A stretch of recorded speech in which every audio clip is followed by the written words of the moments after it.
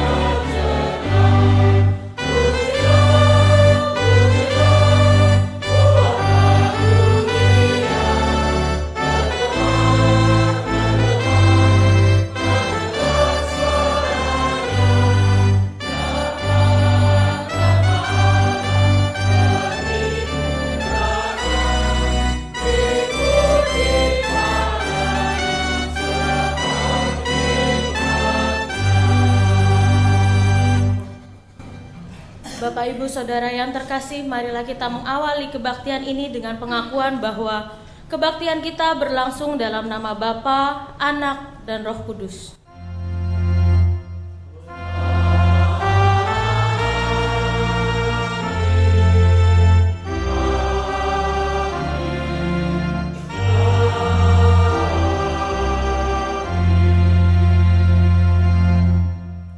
Karunia dan damai sejahtera dari Allah, Bapa kita, dan dari Tuhan Yesus Kristus menyertai kita sekalian.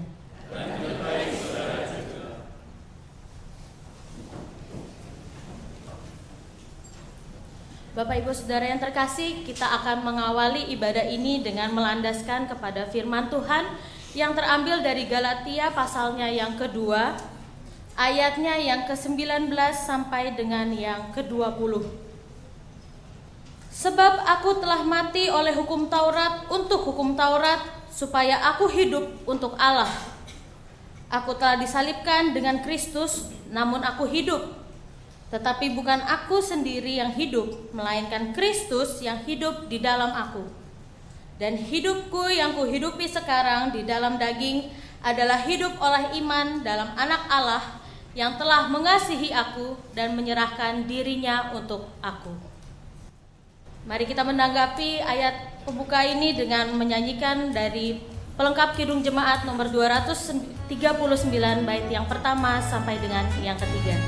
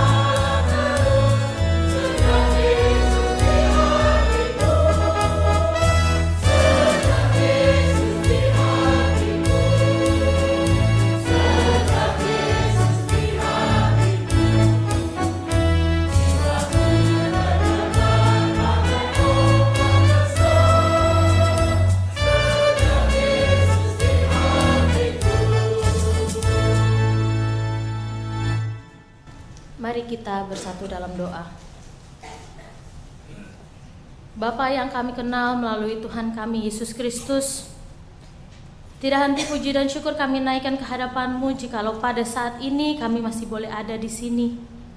Kami yang penuh dengan kekurangan, kami yang penuh dengan segala kesalahan, Engkau masih izinkan datang, Engkau masih izinkan berada di sini untuk beribadah kepada-Mu. Ya Bapa, Engkau yang paling mengetahui diri kami, Engkau yang paling mengetahui ada kami. Engkau tahu kami makhluk yang tidak sempurna. Engkau tahu segala kesalahan dan dosa yang kami perbuat, bukan hanya sebagai diri kami pribadi, tetapi juga kami sebagai anggota keluarga, kami sebagai anggota gereja, kami sebagai anggota masyarakat, kami sebagai anggota bangsa dan negara seringkali tidak melakukan apa yang berkenan di hadapan Tuhan. Kiranya Engkau mau mengampuni segala dosa dan kesalahan kami ya Bapa. Engkau juga yang memampukan kami untuk dapat memperbarui hidup kami. Di dalam nama-Mu kami memohon. Amin.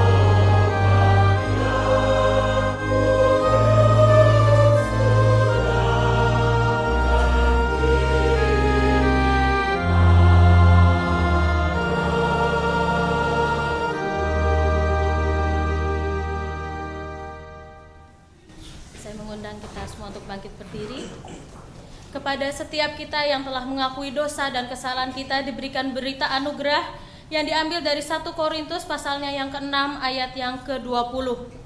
Sebab kamu telah dibeli dan harganya telah lunas dibayar. Karena itu muliakanlah Allah dengan tubuhmu. Demikianlah berita anugerah dari Tuhan. Syukur.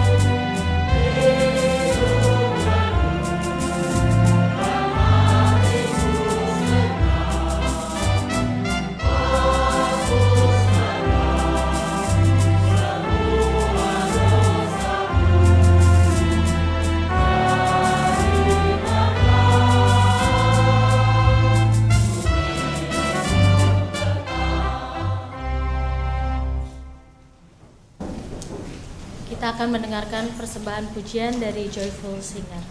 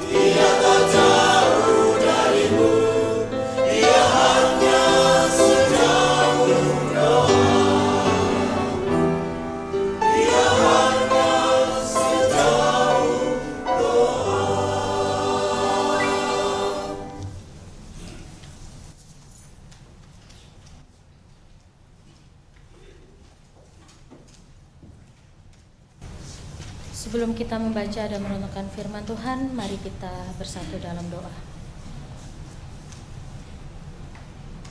Bapa yang kami kenal dalam Tuhan kami Yesus Kristus, yang hanya sejauh doa kami. Pada saat ini ya Bapa, bila kami akan membaca dan merenungkan firman Tuhan, kami memohon agar Tuhan yang bekerja di dalam hati dan pikiran kami, Tuhan yang memberikan pengertian, sehingga setiap firman yang kami baca dapat kami renungkan, dan terlebih mampukan kami untuk dapat melaksanakan di dalam kehidupan kami sehari-hari. Di dalam nama-Mu kami memohon. Amin.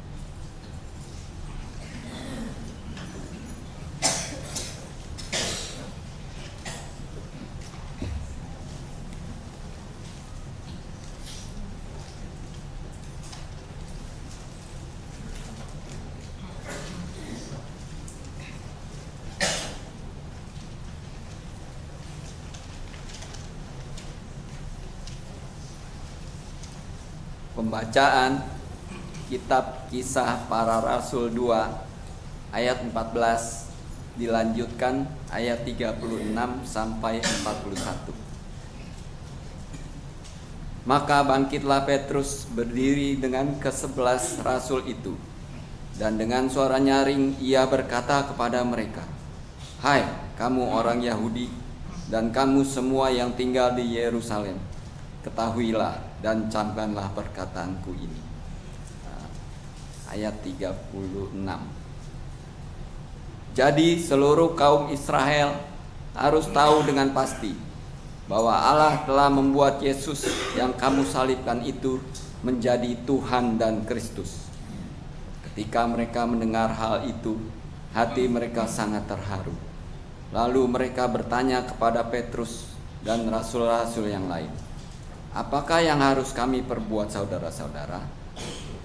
Jawab Petrus kepada mereka, "Bertobatlah dan hendaklah kamu masing-masing beri dirimu dibaptis dalam nama Yesus Kristus untuk pengampunan dosamu. Maka kamu akan menerima karunia Roh Kudus. Sebab bagi kamulah janji itu, dan bagi anak-anakmu, dan bagi orang yang masih jauh, yaitu sebanyak yang akan dipanggil oleh Tuhan Allah kita." Dan dengan banyak perkataan lain lagi, ia memberi suatu kesaksian yang sungguh-sungguh. Dan ia mengecam dan menasihati mereka, katanya, "Berilah dirimu diselamatkan dari angkatan yang jahat ini." Orang-orang yang menerima perkataannya itu memberi diri dibaptis, dan pada hari itu jumlah mereka bertambah kira-kira 3.000 jiwa. Demikianlah sabda Tuhan.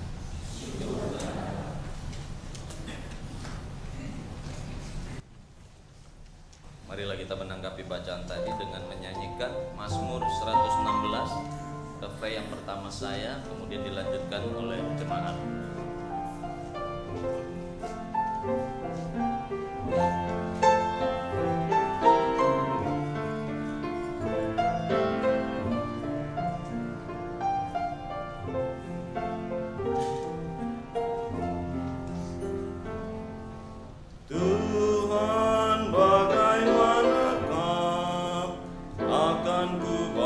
Semua kebajikan-Mu kepada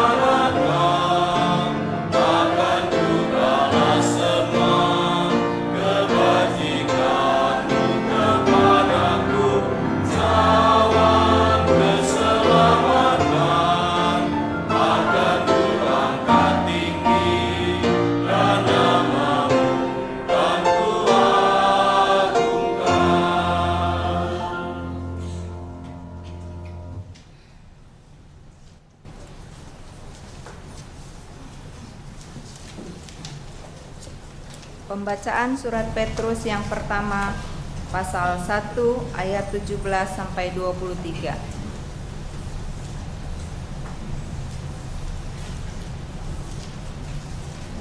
Dan jika kamu menyebutnya Bapa, yaitu Dia yang tanpa memandang muka menghakimi semua orang menurut perbuatannya, maka hendaklah kamu hidup dalam ketakutan selama kamu menumpang di dunia ini. Sebab kamu tahu bahwa kamu telah ditebus dari cara hidupmu yang sia-sia, yang kamu warisi dari nenek moyangmu itu, bukan dengan barang yang fana, bukan pula dengan perak atau emas, melainkan dengan darah yang mahal, yaitu darah Kristus yang sama seperti anak domba yang tak bernoda dan tak bercacat.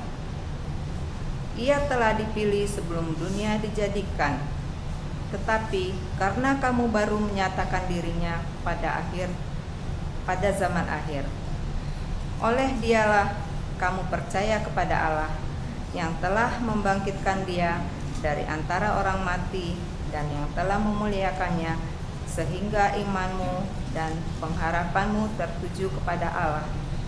Karena kamu telah menyucikan dirimu oleh ketaatan kepada kebenaran, sehingga kamu dapat mengamalkan kasih persaudaraan yang tulus ikhlas.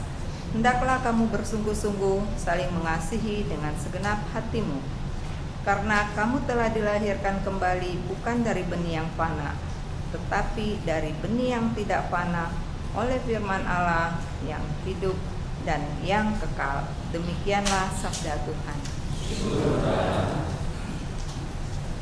Bacaan Injil kita pada hari ini terambil dari Injil Yesus Kristus menurut Lukas, pasalnya yang ke-24, ayatnya yang ke-13 sampai dengan ke-35.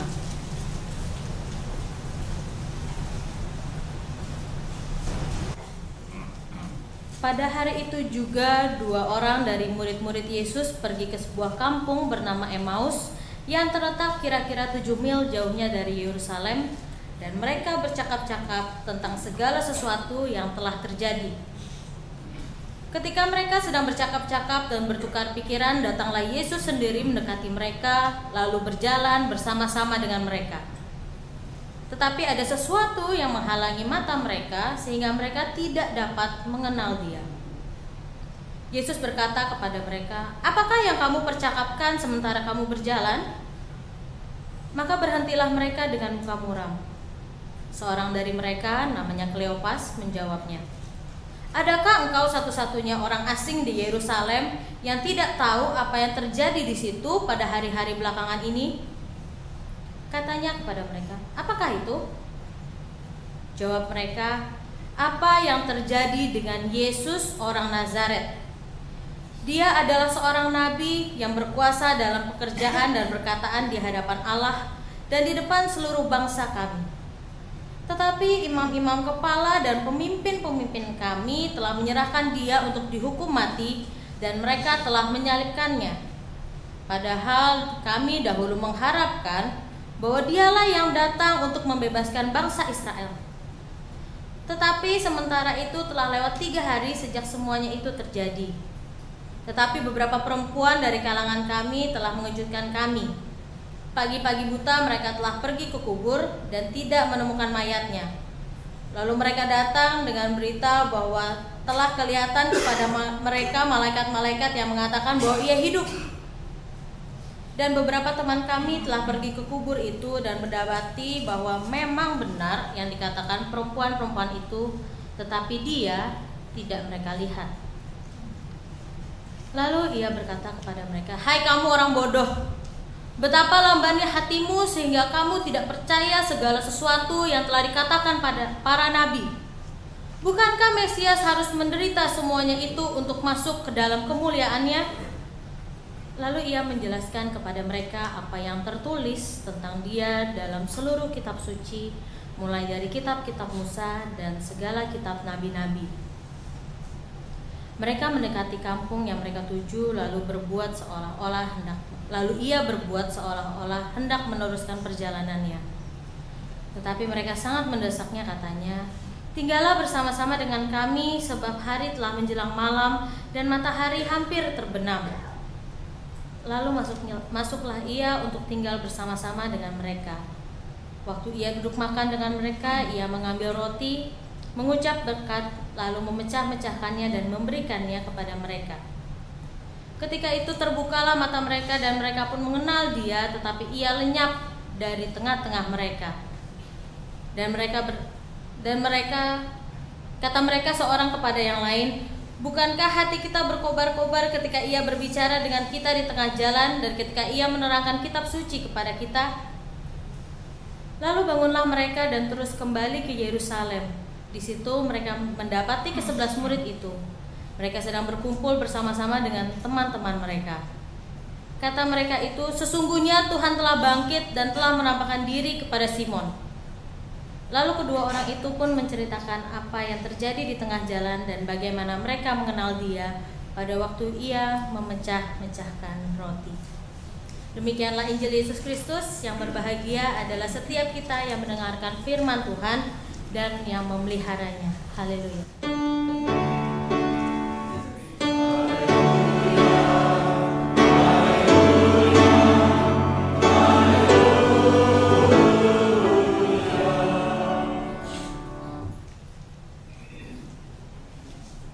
Selamat pagi Bapak Ibu.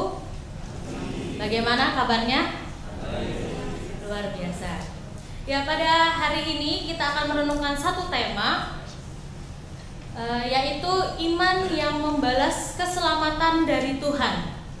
Ketika mendengar tema ini, entah hanya saya atau mungkin juga beberapa dari Bapak Ibu mulai berpikir, membalas itu kan biasanya identik dengan dua hal. Biasanya kalau kita mendengar kata membalas, yang ada pertama dalam pikiran kita bisa jadi yang negatif seperti balas dendam, atau yang positif nih, yang baik-baik, balas budi.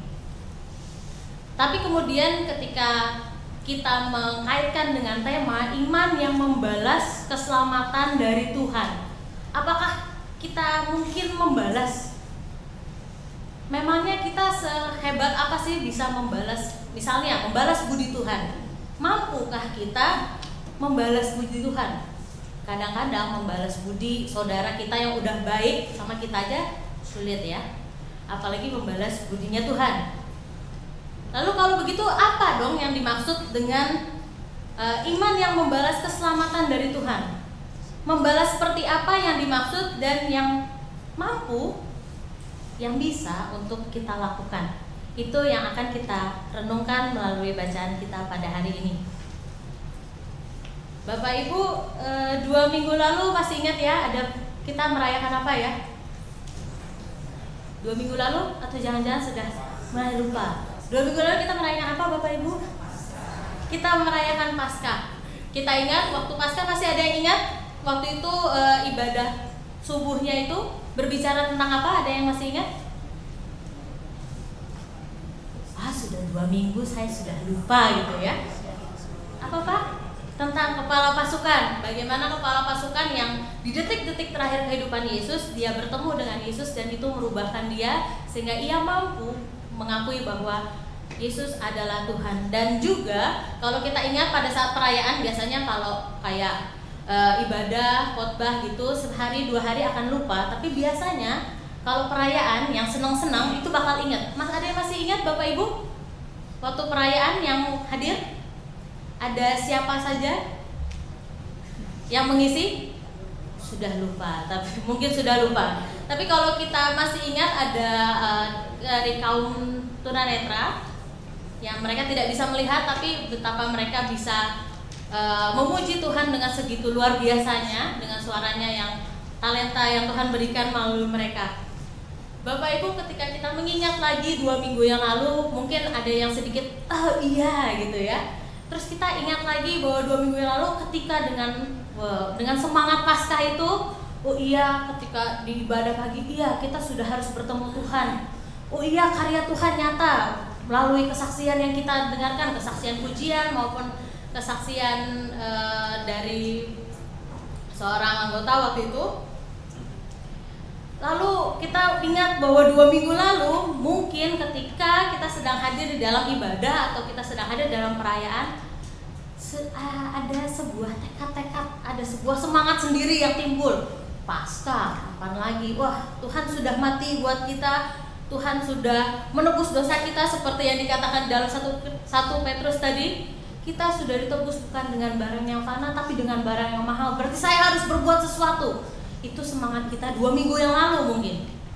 Tapi pertanyaannya, apakah semangat 2 minggu yang lalu itu sudah mulai luntur seperti ingatan kita mengenai apa yang terjadi, apa yang kita renungkan, apa yang kita saksikan 2 minggu yang lalu? Apakah semangat Paskah kita sudah mulai hilang karena ketika kita berkata, saya akan bersemangat menjalani kehidupan saya karena saya tahu Kristus sudah bangkit untuk saya. Tapi begitu kita semakin semangat, masalahnya bukan semakin kurang tapi malah semakin nambah. Yang tadinya cuma masalah di kerjaan, sekarang tambah di keluarga. Yang tadinya cuma sakit pusing, sekarang tambah flu atau tambah sakit pinggang. Yang tadinya cuma masalah sedikit, kerjaan semakin banyak.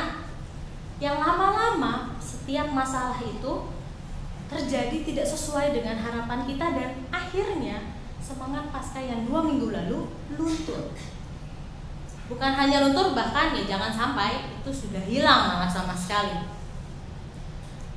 Tapi Bapak Ibu Saudara yang terkasih dalam Tuhan, hal itu sebenarnya adalah hal yang sangat manusiawi, yang sangat wajar.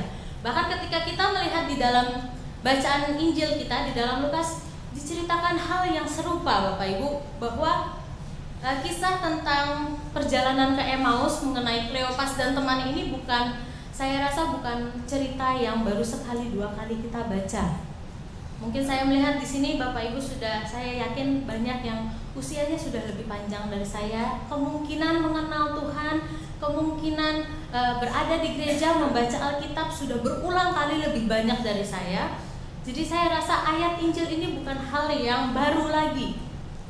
Tapi apa yang akan kita pelajari, mari kita lihat Bapak Ibu bahwa di dalam Injil Lukas ketika Kleopas dan temannya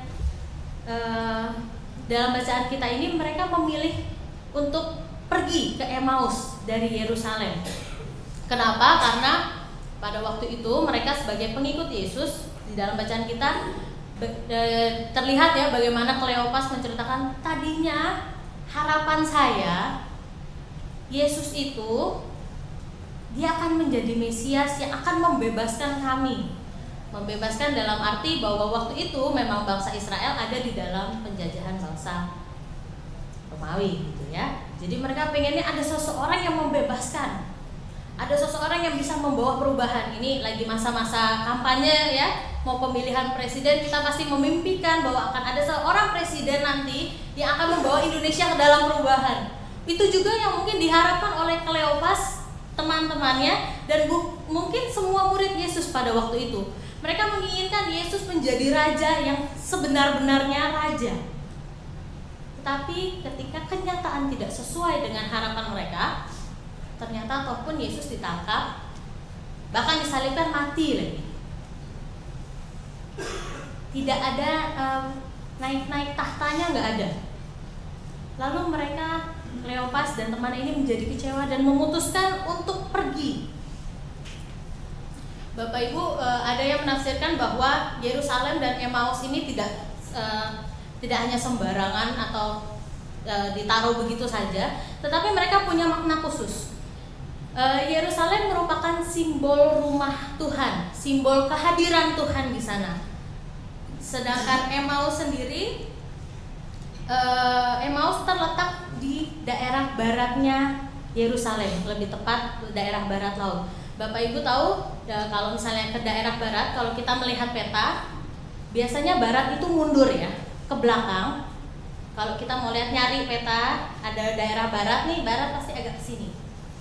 Dan biasanya matahari terbenam di barat. Artinya kalau matahari terbenam itu adalah gelap. Jadi ketika murid-murid Yesus ini, Kleopas dan temannya, memilih untuk pergi dari Yerusalem ke Emmaus, itu bisa diartikan bahwa ketika mereka kecewa, ketika mereka tidak melihat kenyataan yang mereka harapkan dari Yesus, mereka memilih untuk meninggalkan rumah Allah dan malah kembali. Kalau kita lihat Emmaus dikatakan kampung halaman.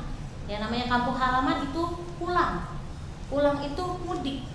Mudik itu balik lagi. Balik kemana? Ke kota asal, ke adat kebiasaannya yang dulu.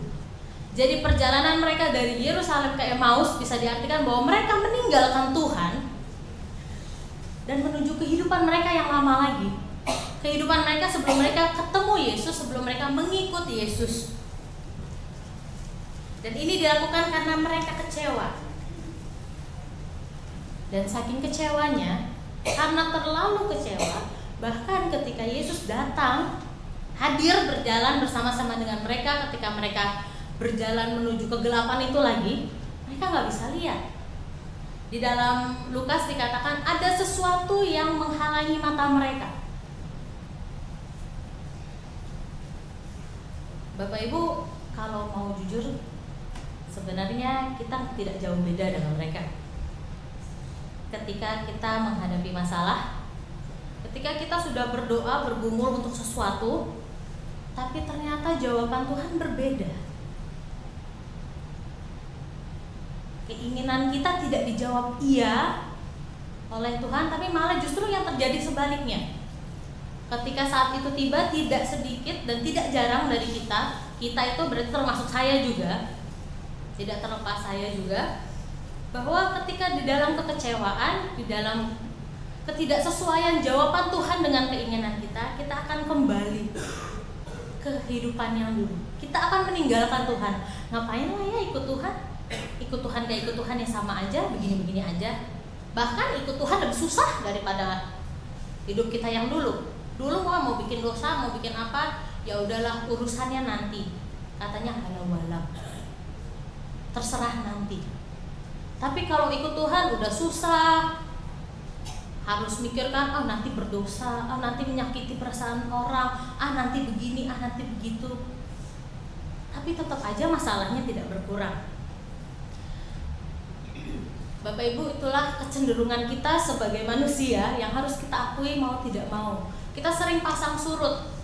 Kalau lagi ada momennya kita senang, tapi ketika sudah habis masa-masanya, sudah habis semangatnya, kita balik lagi. Tapi syukur kepada Allah Bapak Ibu bahwa Tuhan Allah kita, Dia yang menciptakan kita, Dia tahu kita itu seperti apa. Dia tahu kesulitan kita, Dia tahu manusia itu memang di dalam bagian lain Rasul Paulus mengatakan roh memang penurut tetapi daging lemah. Kita maunya tetap semangat, tetapi secara manusia, kayak begini disuruh semangat, tunggu dulu. Dan syukur lagi kepada Allah karena Ia tahu, bukan hanya sekedar tahu, tapi Dia rela, Ia mau kembali menyapa, mengingatkan, bahkan menegur kita. Seperti yang Ia lakukan kepada Kleopas dan temannya. Bukan hanya menegur, bukan hanya menyapa, tetapi Dia mau mengingatkan kembali. Bapak Ibu, kalau kita pikir ketika seseorang mengikuti Yesus, ketika seorang murid mengikuti gurunya, setiap kali gurunya ngomong, harusnya murid-murid itu ingat, harusnya. Dan setiap kali kalau misalnya di sekolah gitu ya, kemarin ibu guru atau bapak guru ngajar apa, muridnya nggak ingat. Tidak jarang guru-guru yang kok nggak ingat. Tapi itu tidak dilakukan Yesus. Bahwa Yesus tidak mengatakan kamu bukan yang nggak ingat, tapi Yesus mau untuk mengulang kembali, menceritakan kembali, menyatakan dirinya lagi kepada si manusia ini, kepada kita. Dalam bacaan kepada Kleopas dan temannya, bahwa ketika Tuhan tahu bahwa manusia gampang jatuh, Tuhan mau ada beserta dengan mereka, walaupun mereka sedang jalan kembali ke kehidupan semulanya, kembali kepada kegelapan, tapi Tuhan ada di sana. Walaupun kita nggak lihat, tapi Tuhan ada di sana dan Tuhan tetap menyatakan dirinya. Tuhan tetap menceritakan ulang kepada Dia, menyapa lagi kita berbagai cara supaya pada akhirnya kita bisa kembali berkobar semangatnya dan kembali melihat Tuhan walaupun kita berada di tengah masalah atau di tengah kegelapan. Lalu Bapak Ibu, yang menjadi pertanyaan adalah ketika kita sudah mengetahui bahwa Allah terus menyapa kita, Allah terus bersama kita, lalu bagaimana seharusnya kita membalas? Membalas dalam arti bagaimana kita harus merespon, kita harus menanggapi Allah yang menyapa kita. Bila kita belajar dari ayat ini juga bahwa Kleopas dan temannya menanggapi dengan mereka kembali ke Yerusalem. Ketika mereka sadar bahwa itu adalah Tuhan, walaupun akhirnya Tuhan lenyap, mereka nggak lihat. Mereka hanya begitu sadar, ini Tuhan, loh Tuhannya hilang, nggak ada, lenyap dari antara mereka. Tapi itu tidak kembali memadamkan api semangat mereka, malah mereka langsung kembali ke Yerusalem. Bapak Ibu, ini bukan hanya kembali biasa, tapi kalau kita ingat tadi bahwa Yerusalem adalah rumah Allah, simbol kehadiran Allah. Ini bisa diartikan bahwa ketika mereka menerima sapaan Tuhan, mereka kembali lagi menuju terang. Mereka kembali lagi kepada Allah, mereka kembali lagi datang kepada Tuhan. Dengan kata lain, sebenarnya ketika mereka disapa, merasakan sapaan Allah, mereka bertobat. Mereka kembali bertobat. Bapak Ibu, bertobat bukan merupakan hal yang mudah ya. Bertobat kalau kita ngomongin pasti gampang. Oh iya, aku tobat. Bahkan kadang-kadang kalau kita melihat anak kecil yang agak sedikit hiperaktif, lari ke sana sini, kita akan mengurus dada dan bilang tobat, ya. Tapi bukan tobat yang seperti itu Bapak Ibu. Ini tobat yang harus dilakukan, yang dicontohkan oleh Kleopas dan temannya adalah bertobat yang penuh resiko. Kenapa saya katakan penuh risiko? Karena Bapak Ibu, ketika seorang manusia berdosa, dia kembali kepada Allah, manusia itu kotor. Semakin dia menuju terang, kotornya makin kelihatan. Ibaratnya kalau kita mau pergi, kita mau dilihat orang, sisiran aja bisa berkali-kali supaya mulus, bisa ngacaan berkali-kali supaya bajunya rapi. Tapi Kleopas dan temannya ketika menuju terang, mereka tidak memikirkan itu, bahkan mereka mengambil resiko, baru nyampe langsung balik lagi. Mungkin mereka nggak sempat mandi, jadi keadaan mereka yang kotor. Untuk dilihat oleh orang-orang bukan hanya sepanjang perjalanan, tapi nanti ketika sampai di antara persekutuan murid-murid langsung ketahuan. Bukan hanya kotor secara fisik, tapi keberadaan mereka juga sebagai manusia berdosa itu juga nampak. Dan resiko itu berapa banyak sih dari kita yang pingin, kalau kita ingin dikenal orang, kita ingin dikenal yang baik-baiknya ya Bapak Ibu ya. Tapi berapa banyak sih dari kita yang bisa jujur apa adanya, ya aku memang kayak gini kok, ya tolonglah bantu aku untuk berubah. Saya pikir untuk budaya Indonesia masih malu ya, masih tabu gitu ya. Kayaknya kalau dilihat orang jelek tuh itu mendingan gak usah dilihat orang. Karena itu menjadi satu resiko yang besar ketika Kleopas dan temannya kembali kepada terang dan memperlihatkan borok-boroknya mereka, kotor-kotornya mereka. Kalau kita melihat bacaan lain lagi, resiko yang besar mengenai resiko ini ya, mengambil resiko yang besar juga itu diambil oleh Petrus dan ke-11 rasul yang lain. Terkhusus Petrus ketika dia berkhotbah di Yerusalem. Bapak Ibu, saya ingin bertanya, kalau kita perhatikan, kita simak tadi bacaan kita di Kisah Para Rasul, ketika Petrus berkhotbah, dia berkhotbah kepada siapa sih?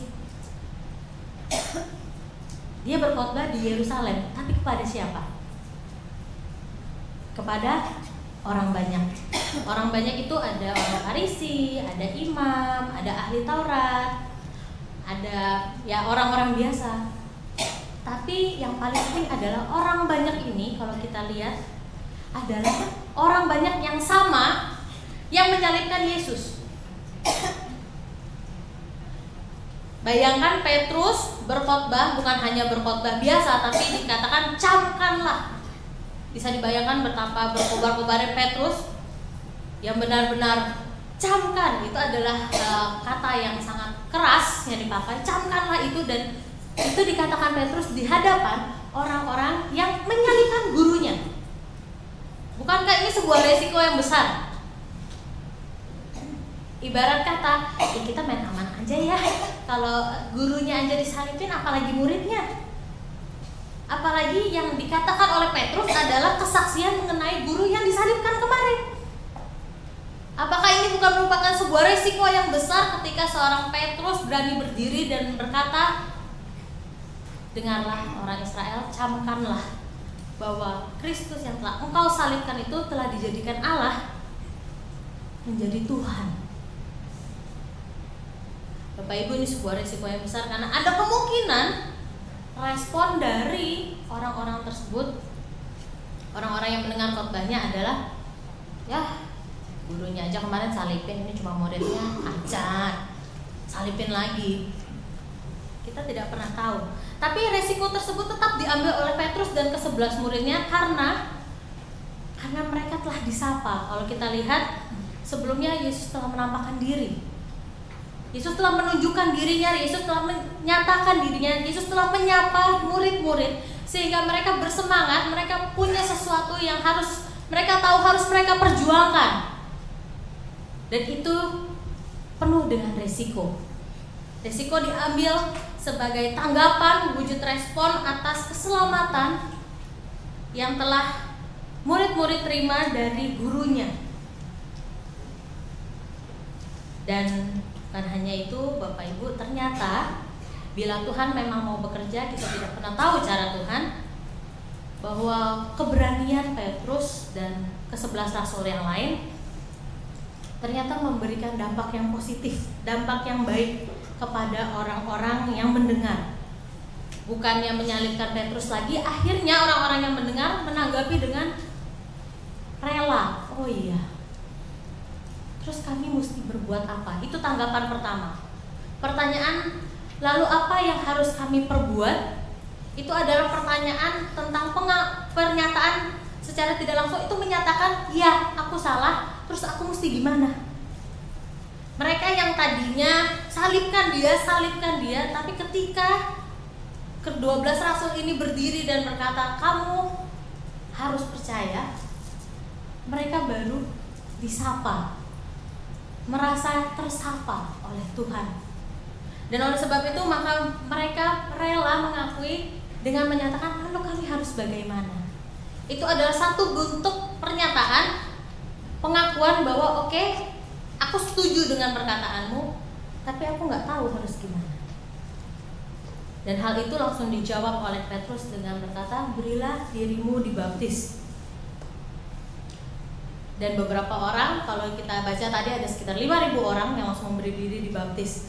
Bapak Ibu, memberi diri dibaptis itu bukan hanya sekedar kalau zaman dulu dimasukin dalam air terus keluar lagi, bukan hanya sekedar tanda yang seperti itu, yang apa yang Yesus lakukan dilakukan. Kalau kita disiram air gitu ya, dibersihkan air, bukan hanya sekedar air aja Bapak Ibu, tapi makna dari baptisan ini adalah mereka sebenarnya menyerahkan diri dengan rela untuk meninggalkan kehidupan mereka yang lama. Kenapa zaman dulu baptisnya adalah baptis yang diselam, dan itu harus dilakukan di sungai Bapak Ibu. Kenapa? Karena menurut anggapan mereka bahwa ketika orang dibaptis dicelup, terus bersih kan? Begitu naik lagi dari air kan bersih, hilang. Dan kenapa harus di sungai? Karena mereka menganggap bahwa kalau di sungai kan airnya ngalir, berarti yang kotoran-kotorannya sudah pergi meninggalkan dan mereka menjadi orang yang bersih lagi, menjadi manusia yang baru lagi.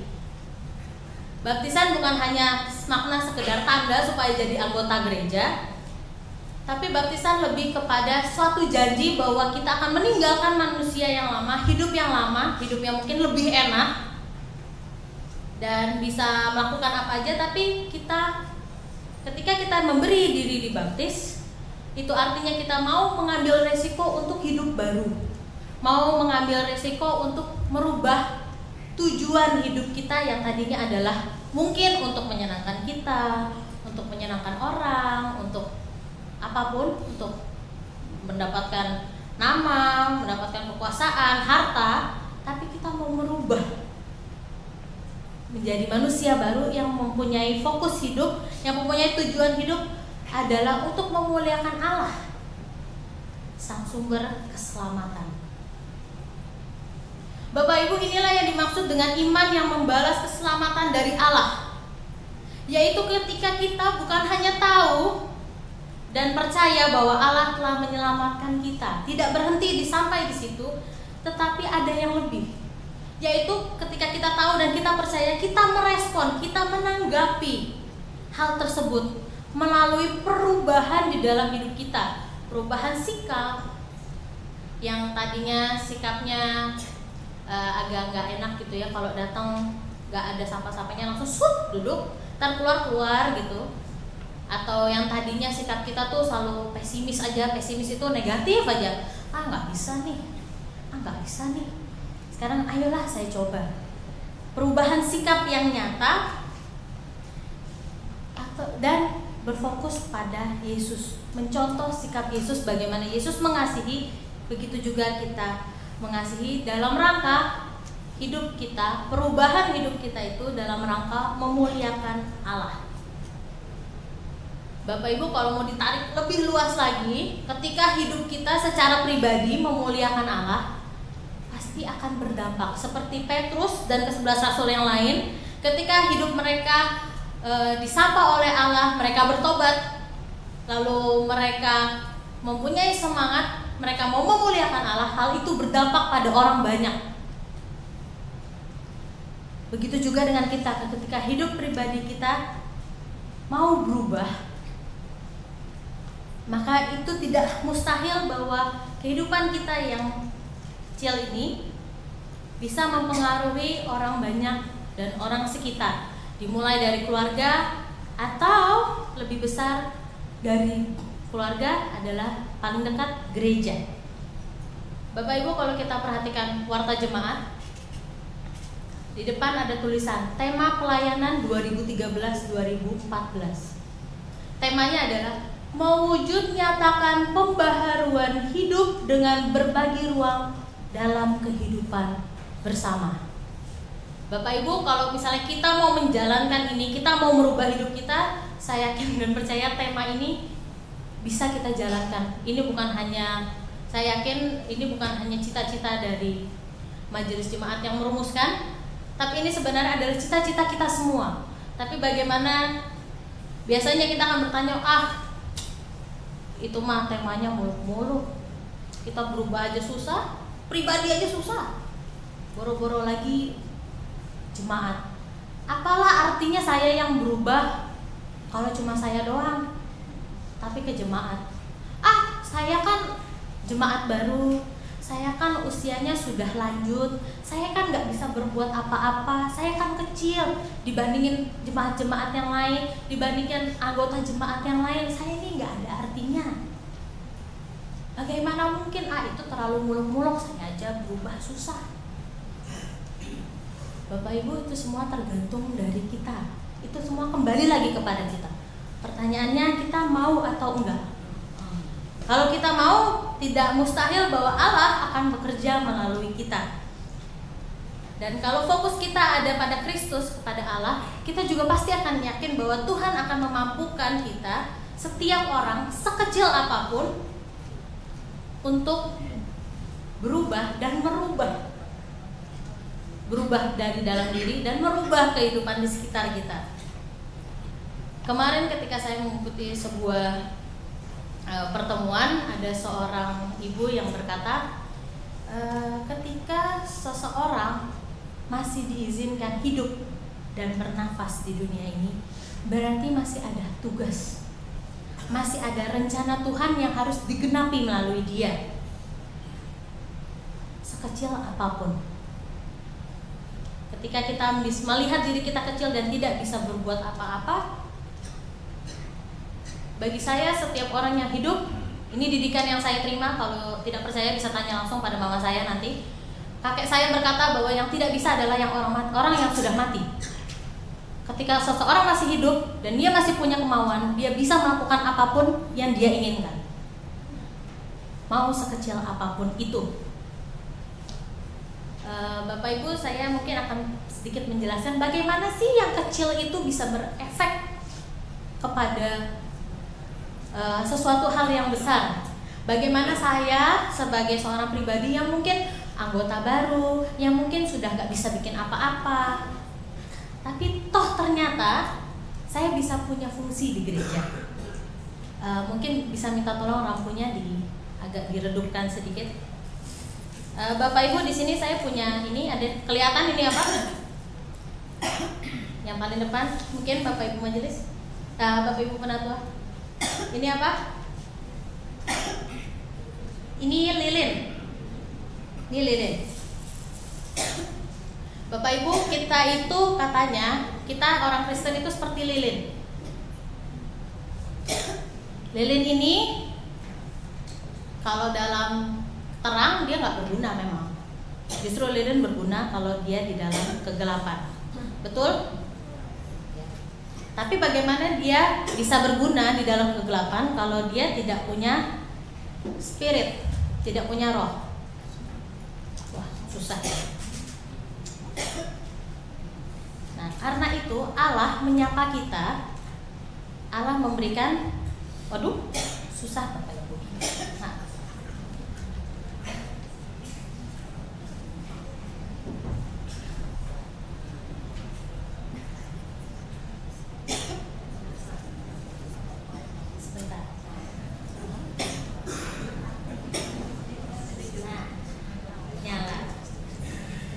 hadir dalam kehidupan kita. Allah memberikan nyala api, memberikan semangat. Tapi kita kan sendiri nih, katanya kecil. Sedangkan yang harus diterangi adalah dunia yang gelap. Mungkin lampunya boleh dimatiin ya, biar agak efeknya kelihatan gitu ya, biar bisa dimengerti. Kalau kita sendiri, terus lampunya mati, dari mana ini lampunya? Ya, kita anggaplah, kita andaikan ini gelap. Kalau kita sendiri, anggaplah ini dunia, lalu kita sendiri. Bisa terang? Bisa sih. Tapi kalau misalnya disuruh baca, enak gak? Gak enak kan?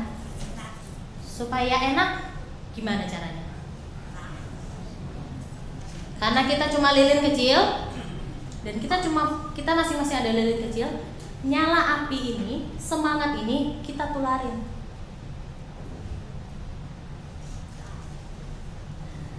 Nyala.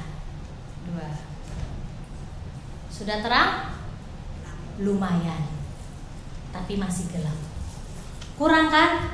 Yang berdua ini tambahin lagi.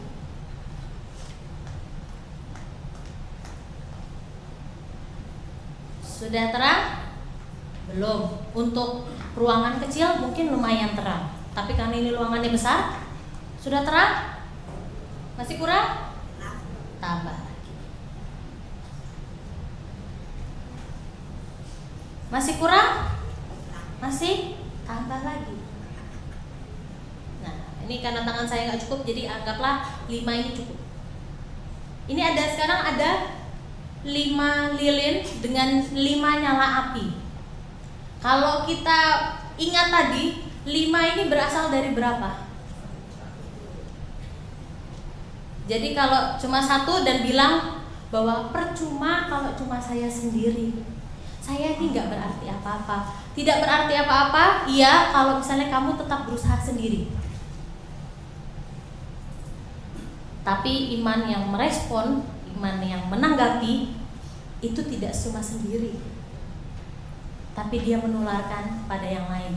Sehingga nanti kalau sudah banyak, sudah terang, nah kelihatan. Kelihatan apa? Kelihatan siapa aja, dan lebih lagi kelihatan Tuhannya siapa. Oke, boleh dinyalain.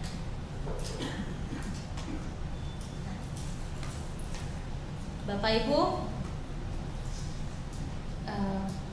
bila kita mengingat perumpamaan lilin tadi, mungkin akan jadi lebih jelas ya bagaimana cara kita merespon iman yang membalas, iman yang menanggapi, iman yang merespon keselamatan dari Tuhan. Bukan cuma tadi lilin satu, tapi bukan cuma dia nyala sendiri, tapi responnya adalah dia menularkan kepada yang lain.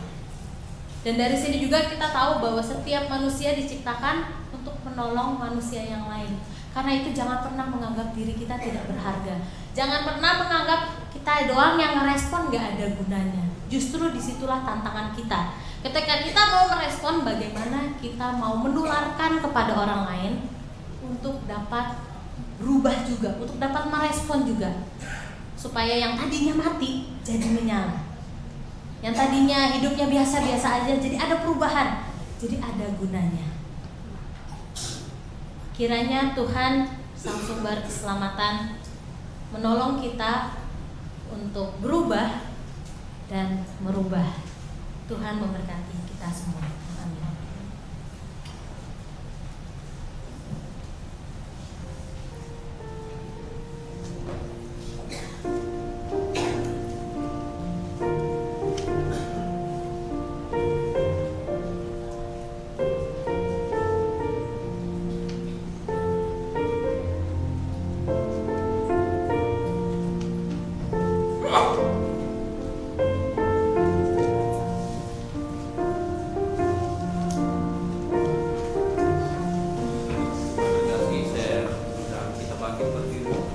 Dan marilah kita bersama dengan umat Allah di masa lalu, masa kini, dan masa depan mengingat pengakuan pada baptisan kita menurut pengakuan iman rasuli. Aku percaya kepada Allah, Bapa yang Maha Kuasa, Hari langit dan bumi, dan kepada Yesus Kristus, Anaknya yang tunggal Tuhan kita, yang dikandung dari Roh Kudus, lahir dari Maria, yang menderita sengsara di bawah pemerintahan Pontius Pilatus, disalibkan, mati dan dikuburkan, turun ke dalam pada hari ketiga bangkit pula dari antara orang mati, naik ke surga, duduk di sebelah Allah, Bapa yang Maha Kuasa, dan dari sana Dia akan datang untuk menghakimi orang hidup dan yang mati. Aku percaya kepada Roh Kudus, Gereja yang kudus dan sama, sesuatu yang kudus, aman dan sesat, kebangkitan orang mati dan hidup yang kekal. Silakan duduk kembali.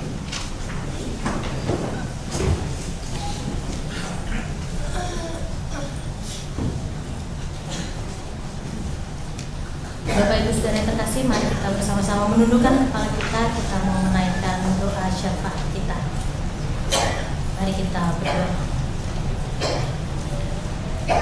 Bapa yang kami kenal dalam Tuhan kami Yesus Kristus, terima kasih ya Bapa bila pada saat ini Bapa telah mengingatkan kembali kepada kami, Bapa telah menyapa lagi kami untuk dapat kami merubah kehidupan kami dari yang kurang baik menjadi lebih baik, untuk memuliakan nama Tuhan.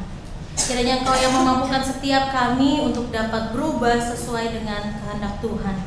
Pada hari ini juga ya Bapa, pada saat ini kami ingin berdoa bagi saudara-saudara kami yang sedang dalam pergumulan hidup, baik di dalam keluarga, pekerjaan, mencari pasangan hidup, dan pergumulan-pergumulan yang lain. Kiranya Bapa yang memampukan mereka dalam menghadapi pergumulan tersebut. Kiranya di dalam pergumulan itu pun mereka dapat merasakan penyertaan Tuhan. Kami juga mau berdoa untuk jemaat, untuk saudara-saudara kami yang sakit, yang dalam masa pemulihan, terkhusus untuk Ibu Sumini yang sedang dirawat di rumah sakit. Engkau yang tahu keadaan mereka ya Tuhan. Kami yakin dan percaya Engkau juga yang akan menyembuhkan, Engkau yang akan memulihkan keadaan mereka seturut dan sesuai dengan waktu Tuhan. Kami juga mau berdoa ya Bapa untuk pemilihan presiden yang akan datang. Kiranya Engkau memberikan kepada kami, kepada bangsa kami, hikmat, sehingga kami dapat memilih pemimpin yang tepat, sehingga negara Indonesia ini bisa menjadi adil dan makmur seturut dengan kehendak Tuhan, menjadi negara yang takut akan Tuhan dan memancarkan kemuliaan Tuhan di dalam setiap jalannya. Kami juga berdoa ya Bapa untuk anak-anak kami, untuk adik-adik kami yang akan menempuh ujian akhir nasional dan ujian akhir semester. Engkau yang mengetahui persiapan yang telah mereka lakukan, kiranya Engkau yang mau menguatkan hati mereka, Engkau yang memberikan ketenangan, Engkau yang memberikan kemampuan kepada mereka untuk dapat belajar, untuk dapat menjawab setiap soal sesuai dengan yang telah mereka pelajari. Tuhan yang menolong mereka juga di dalam kesehatan mereka, sehingga dalam menempuh ujian akhir ini mereka dapat terus sehat, sehingga mereka dapat mengerjakan juga dengan baik. Kami juga mau berdoa untuk pertemuan World Communion of Reformed Churches di Hannover, Jerman yang akan berlangsung pada tanggal 8 sampai 19 Mei yang akan datang.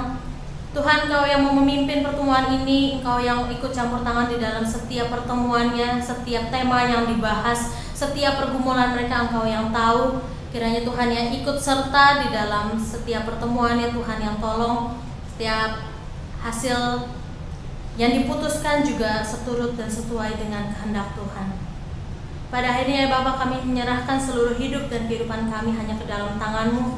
Kiranya Engkau yang terus berkarya, Engkau yang terus memakai kehidupan kami demi kemuliaan nama-Mu. Hanya di dalam satu nama Tuhan kami, Yesus Kristus, yang telah mengajar kami berdoa.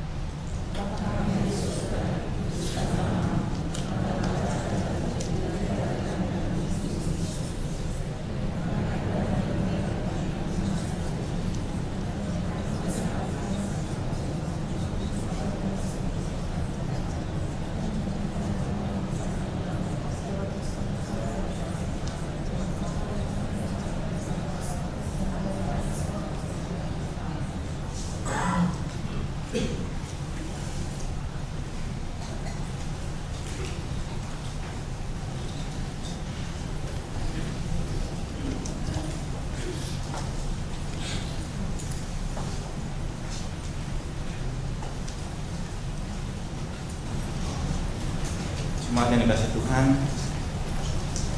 Tuhan sudah memberikan yang terbaik dalam hidup kita. Karena itu, marilah kita juga mempersembahkan yang terbaik kepada Tuhan melalui ucapan syukur kita, melalui persembahan kita bawa di pagi hari ini, serta mengingat firman Tuhan yang terambil dari Roma 12 ayat yang pertama yang demikian bunyinya. Karena itu, saudara-saudara, demi kemurahan Allah, aku menasihatkan kamu supaya kamu mempersembahkan hidupmu sebagai persembahan yang hidup, yang kudus, dan yang berkenan kepada Allah. Itu adalah ibadatmu yang sejati. Kita akan menyatakan rasa syukur kita, membawa persembahan kita, serta menaikkan sebuah pujian syukur kita dari PKJ 147. Di sini aku bawa.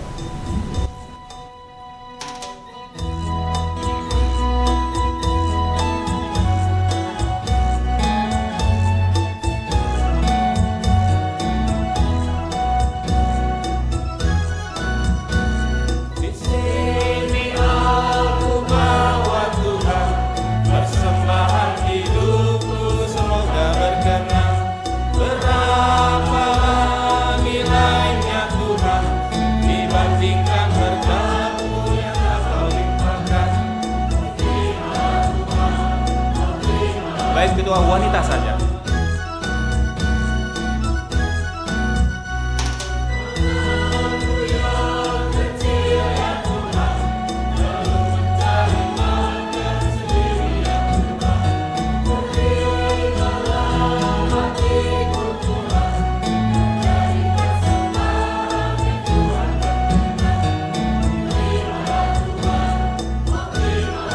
Baik, ketiga yang pria saja.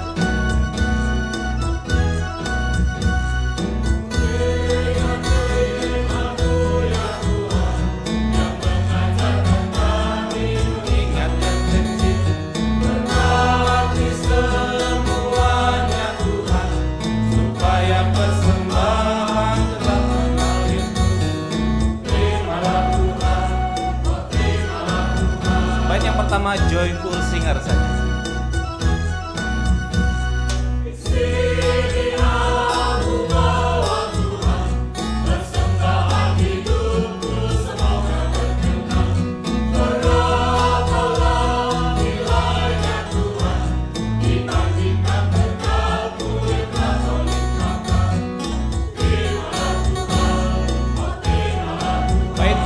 bersama-sama.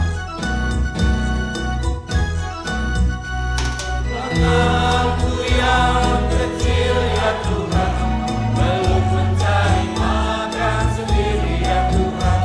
Terimalah hatiku Tuhan, menjadi persembahan yang Tuhan berkenan. Terimalah Tuhan, oh terimalah Tuhan. Baik, 3 joyful singkat lagi.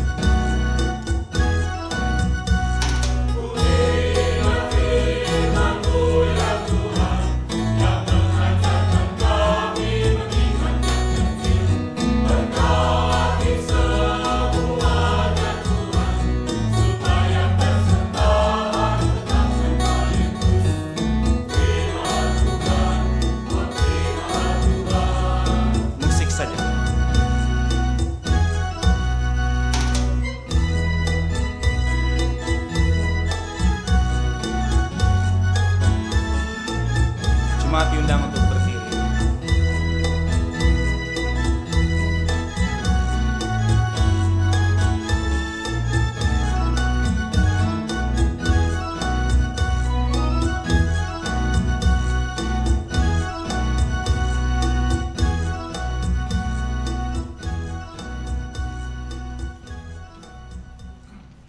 Mari kita berdoa. Ya Allah, Tuhan kami yang hidup, Engkau sudah memberikan teladan yang terbaik dalam hidup kami. Ketika Engkau memberikan hidup-Mu, ketika Engkau mencurahkan darah-Mu yang mahal buat kami, untuk menebus kami, untuk menyelamatkan hidup kami. Dan pagi hari ini Engkau menyadarkan kami kembali, begitu banyak kebaikan Tuhan yang Engkau nyatakan dalam hidup kami. Karena itu hati kami diliputi oleh rasa syukur kepada-Mu ya Allah. Melalui persembahan yang kami bawa kepada-Mu, kami bersyukur Tuhan. Karena Engkau yang kasih setianya tidak pernah berubah dalam hidup kami, terus memelihara kami dan memimpin hidup kami. Tuhan, berkati persembahan ini. Pakailah menjadi alat yang hidup untuk menolong sesama kami, membawa sesama kami semakin mengenal Tuhan, semakin hidup dekat dan berelasi dengan Tuhan. Ya Allah, Bapa dalam surga, kami juga diingatkan melalui firman-Mu untuk juga mempersembahkan hidup kami. Karena itu ya Allah, pakailah kami, hidup kami yang terbatas ini untuk boleh menjadi alat Tuhan, membawa kemuliaan bagi nama-Mu Tuhan. Berkati, mampukan setiap anak-anak-Mu Tuhan untuk dapat menata persembahan ini menjadi karunia yang hidup dengan penuh tanggung jawab. Terpujilah nama-Mu ya Allah, hanya di dalam nama Tuhan Yesus, firman yang telah menjadi manusia, kami berdoa dan mengucap syukur. Amin. Tuhan menginginkan kita terus bersinar di dalam kehidupan kita setiap hari. Yesus menginginkan daku.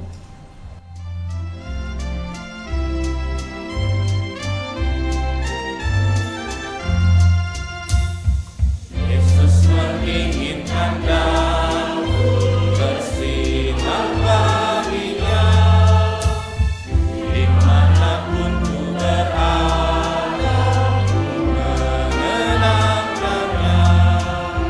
Bersinar, bersinar, itu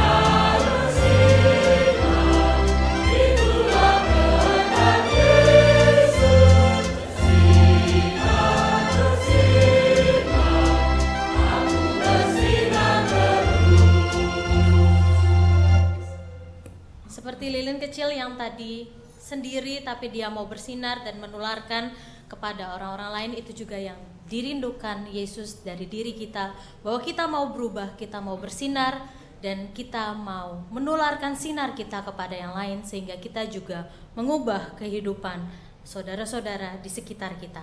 Karena itu marilah kita mengarahkan hati kita kepada Tuhan. Marilah kita menjadi saksi Kristus. Kiranya hidup kita selalu memuji Tuhan. Marilah kita pergi dan kita terima berkat Tuhan.